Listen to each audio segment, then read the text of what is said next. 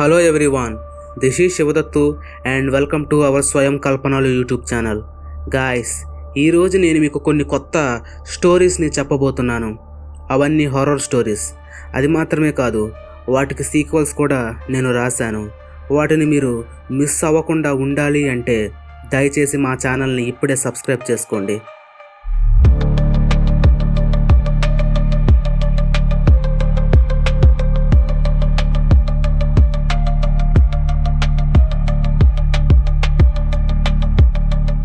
అది 2026వ సంవత్సరం. ముంబైలో ఉన్న అమర్ నగర్లో ఒక విచిత్రమైన డాక్టర్ నివసిస్తున్నాడు. ఆ వ్యక్తి నివసిస్తున్న ఇల్లు శ్మశానం పక్కనే ఉంది. ఆ డాక్టర్ పేరు ఆర్య.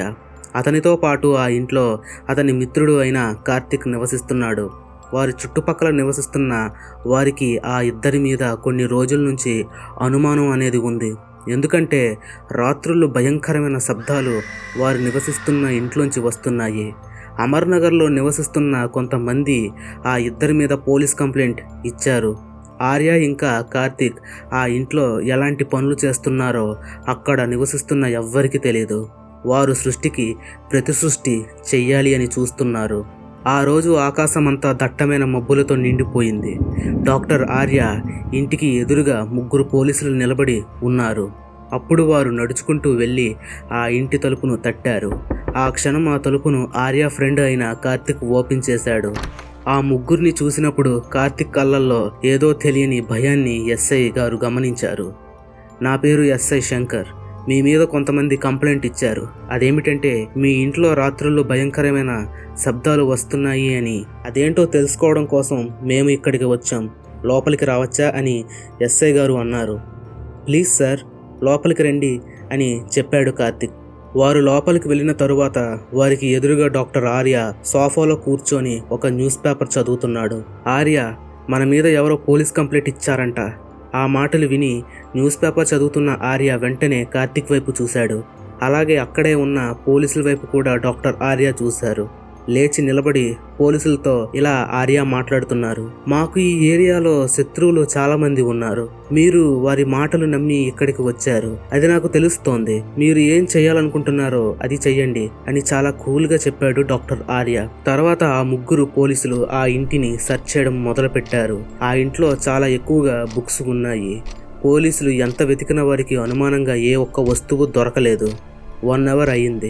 ఆ ఇంటిని మొత్తం సెర్చ్ చేశారు, కానీ ఎలాంటి ప్రయోజనం లేకుండా పోయింది. అప్పుడు ఎస్ఐ శంకర్ డాక్టర్ ఆర్యతో ఇలా మాట్లాడుతున్నారు. మీ ఇల్లు చాలా బాగుంది, నాకు నచ్చింది. మీరు ఎక్కువగా బుక్స్ చదువుతారా అని అన్నారు. అందుకు డాక్టర్ ఆర్య అవును అని సమాధానం ఇచ్చారు. దయచేసి మమ్మల్ని క్షమించండి, రాంగ్ ఇన్ఫర్మేషన్ అని చెప్పి అక్కడి నుంచి ఆ 3 పోలీసులు వెళ్ళిపోయారు. వారు వెళ్ళిపోయిన తరువాత కార్తిక్ ఆ హౌస్ డోర్ని లాక్ చేశాడు.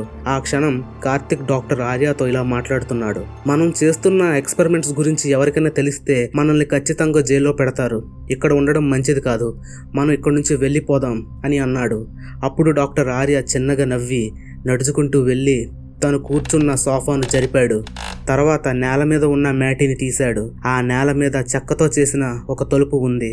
ఆ తలుపును ఓపెన్ చేసి చనిపోయిన వారిని బ్రతికించే గొప్ప పోషన్ మన దగ్గర ఉంది.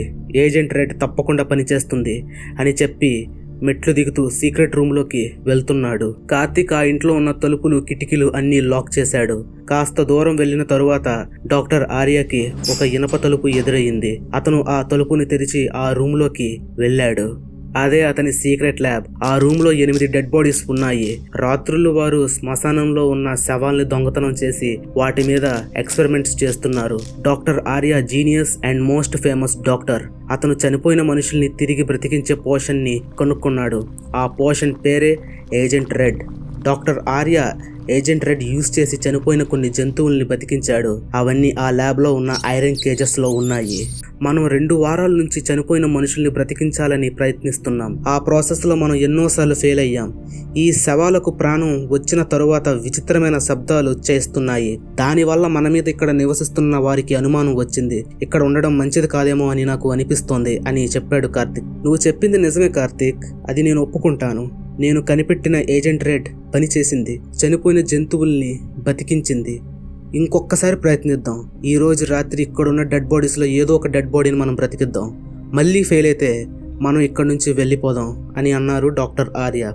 ఆ మాటలకు కార్తిక్ కూడా ఒప్పుకున్నాడు. రాత్రి అయ్యింది.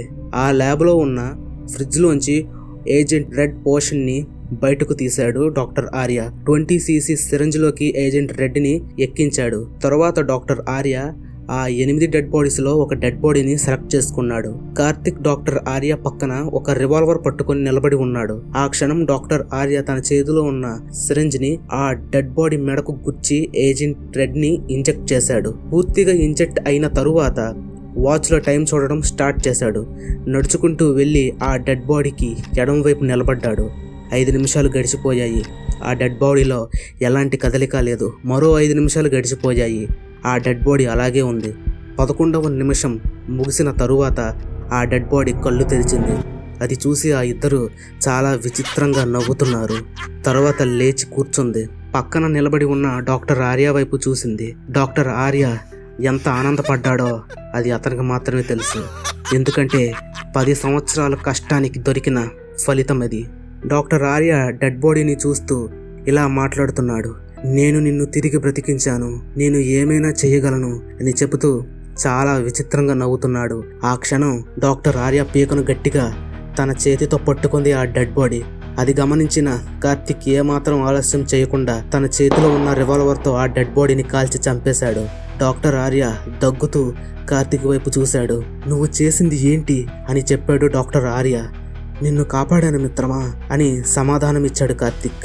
అప్పుడు డాక్టర్ ఆర్యకి ఒక విచిత్రమైన ఐడియా వచ్చింది. లేచి నిలబడి నడుచుకుంటూ తన మిత్రుడి దగ్గరకు వెళ్ళి చేతిలో ఉన్న రివాల్వర్ని తీసుకొని ఒక టేబుల్ మీద పెట్టాడు.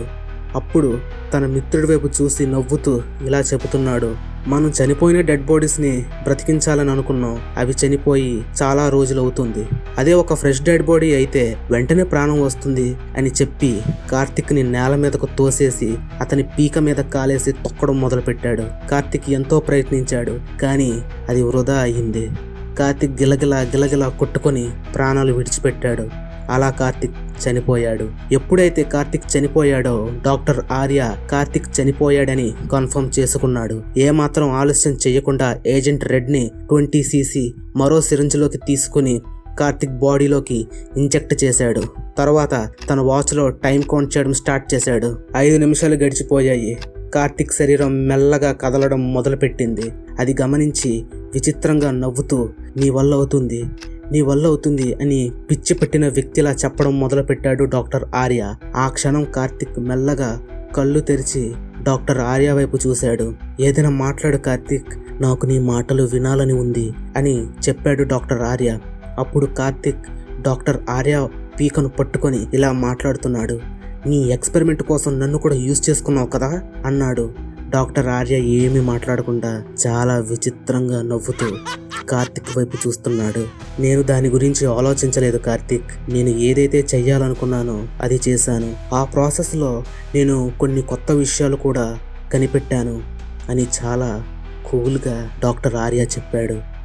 అలా డాక్టర్ ఆర్య తను కనిపెట్టిన పోషన్తో చనిపోయిన మనుషుల్ని తిరిగి బ్రతికించే పద్ధతిని కనిపెట్టాడు. ఇక్కడితో ఈ వీడియో ముగిసిపోయింది. ఈ వీడియోకి సంబంధించిన రెండో స్టోరీని అంటే పార్ట్ 2ని కూడా నేను రాశాను.